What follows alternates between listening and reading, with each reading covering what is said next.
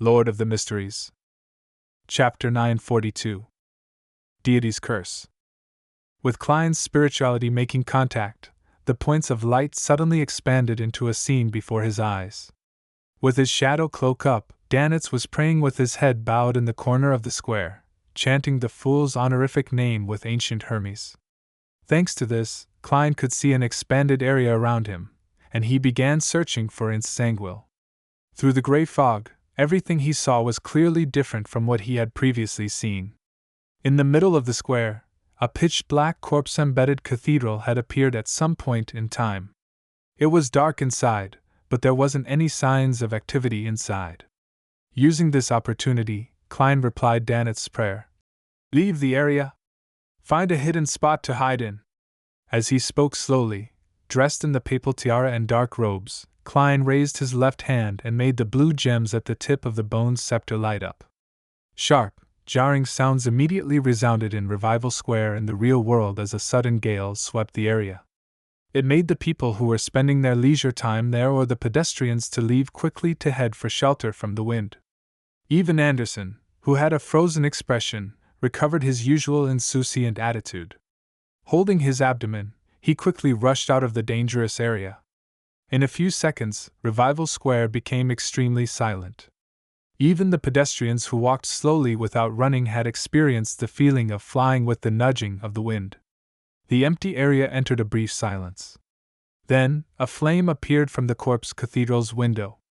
It grew in size and became increasingly blinding.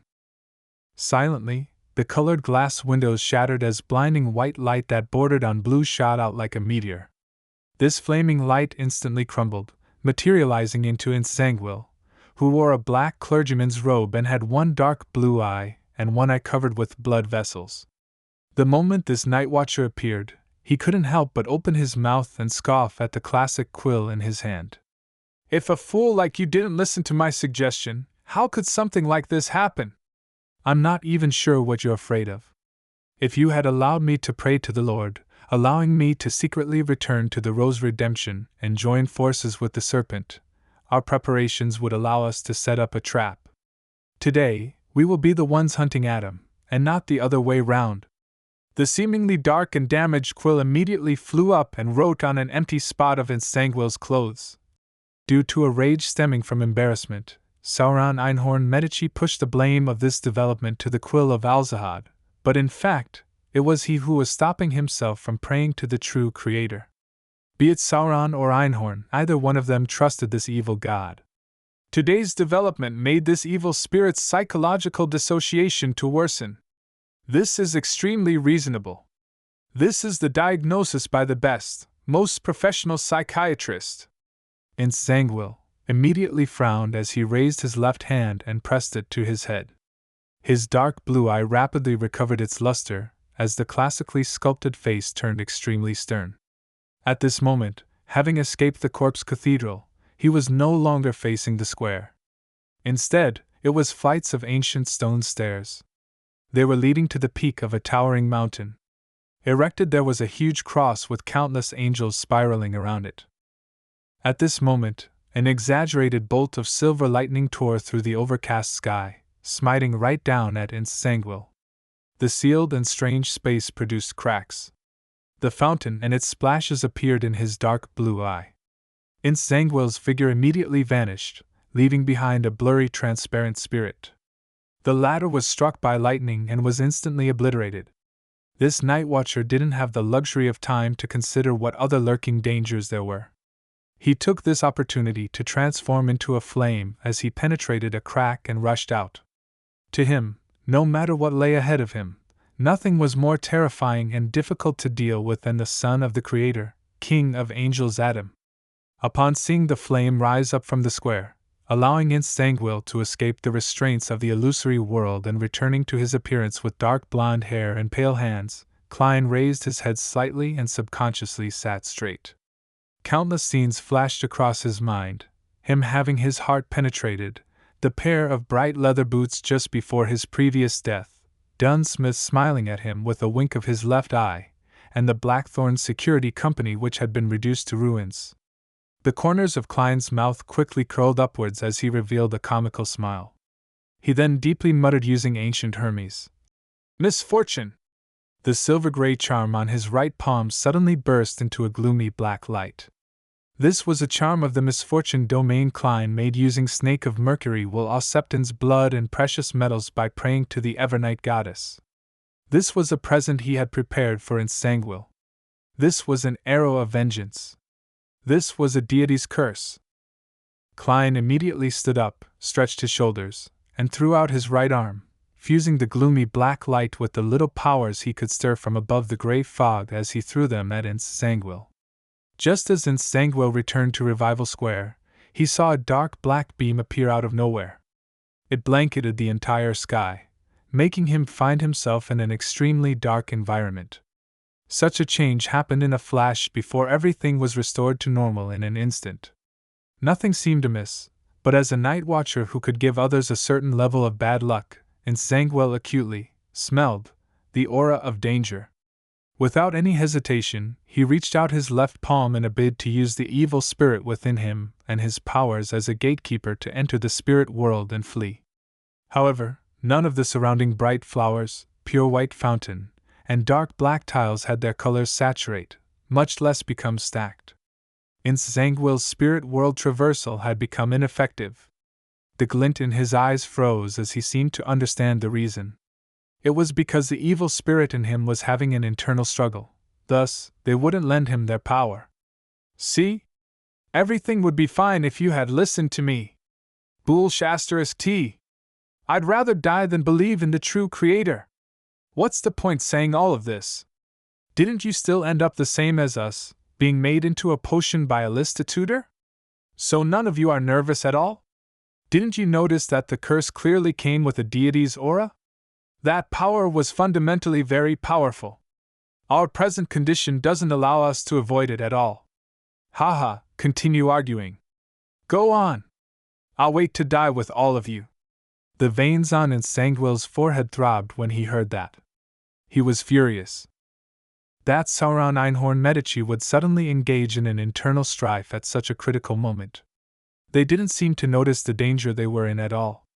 As a former archbishop, as a beyonder who had watched over the Church of Evernight's holy artifacts, Insangwil didn't let his judgment become clouded because of his rage. He instinctively believed that the gloomy black beam had something to do with the Evernight goddess's authority over misfortune. He believed that Sauron Einhorn Medici's sudden fallout was clearly a result of this influence. Otherwise, it was impossible for the Red Angel evil spirit to break into a quarrel without concerning themselves with the situation they were in simply because of the quill of Alzahad's writing.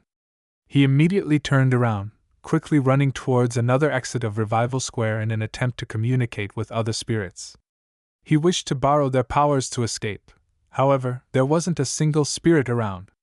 At this moment, a figure stood in a hidden corner of the open square. He was a mixed blood with parents coming from Lone and Balam.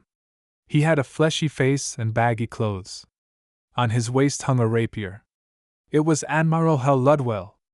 This was a marionette who usually didn't have any thoughts. After throwing out the deity's curse charm, Klein followed his plan, returned to the real world, and made use of the two marionettes. As he made Enzo find a corner, he took out the items he prepared, set up a bestowment ritual, and controlled Admiral Hel to walk to a secluded spot to face Insangwil. This Admiral Hel, who looked nothing like his original self, raised his right hand, allowing his arm and fingers to rapidly turn incorporeal as they extended towards the target. This was a power he used by borrowing the underworld creature within him to extract the spirit bodies of others remotely. Ludwell's palm quickly turned pale white, and above Insangwil, a figure floated up uncontrollably. However, Insangwil was once a gatekeeper. An illusory bronze door filled with mystery immediately took form in his eyes as it quickly pulled back his escaping spirit body. With his level and strength, this was unlikely to succeed so successfully, but for some reason, he repeatedly made mistakes and nearly allowed Admiral Hel to succeed. For a brief moment, all he could manage to do was a seesaw-like struggle. At this moment, two figures rapidly appeared beside Ludwell. One of them was the black-haired, green-eyed Leonard with a transparent glove in hand, and the other was Davy Simone, who had blue eyeshadow and blush. They had arrived at the perfect moment because the bad luck of an enemy often implied that one was lucky enough. The first thing Daly saw was the figure she could never forget. Pangs of fury burned in her eyes instantly. She didn't rashly attack as she made some observations. She came behind Ludwell and spread her arms. A bronze door filled with countless strange patterns immediately descended and creaked open a gap. This was a door that led to the underworld. It was a door filled with allure to all undead creatures. An indescribable and terrifying suction force came out of it as the figure above Nsangwil's body completely separated from him. It was a translucent man wearing blood-stained black armor. He was young and handsome with red hair. His face had terrifying signs of decay, and at his glabella was a flag-like mark. This young man wasn't too surprised about being separated from Nsangwil. Instead, he sneered, "We sure are unlucky today. We have already died together once, so is there a need to do so another time? Especially when we're being controlled by such a weakling?" A bloody gap appeared on his upper left cheek as it opened and closed. "All right, let's clear out the surrounding trash." Before the sentence was finished, the man in blood-stained black armor reached out his palm and drew out an illusory sword with dark red rust stains from his body. A terrifying suppressive force easily allowed the evil spirit to free itself from Ludwell's and Daly Simone's extraction. It swooped down in an attempt to return to Nsangwil's body. At this moment, a hoarse voice sounding as though it held sandcloth in it. Admiral Hel Ludwell had chanted in ancient Hermes. "Fate!